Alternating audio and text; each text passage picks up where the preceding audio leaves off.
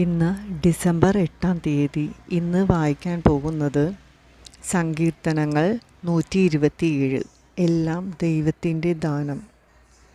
കർത്താവ് വീട് പണിയുന്നില്ലെങ്കിൽ പണിക്കാരുടെ അധ്വാനം വ്യർത്ഥമാണ്. കർത്താവ് നഗരം കാക്കുന്നില്ലെങ്കിൽ കാവൽക്കാർ ഉണർന്നിരിക്കുന്നത് വ്യർത്ഥം. അതിരാവിലെ എഴുന്നേൽക്കുന്നതും വളരെ വൈകി കിടക്കാൻ പോകുന്നതും കഠിന പ്രയത്നം ചെയ്ത് ഉപജീവിതം വ്യർത്ഥമാണ്. തൻ്റെ പ്രിയപ്പെട്ടവർ ഉറങ്ങുമ്പോൾ കർത്താവ് അവർക്ക് വേണ്ടത് നൽകുന്നു.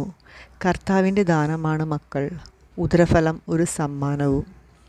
യൗവനത്തിൽ ജനിക്കുന്ന മക്കൾ യുദ്ധവീരൻ്റെ കയ്യിലെ അസ്ത്രങ്ങൾ പോലെയാണ്. അവ കൊണ്ട് ആവനാഴി നിറയ്ക്കുന്നവൻ ഭാഗ്യവാൻ.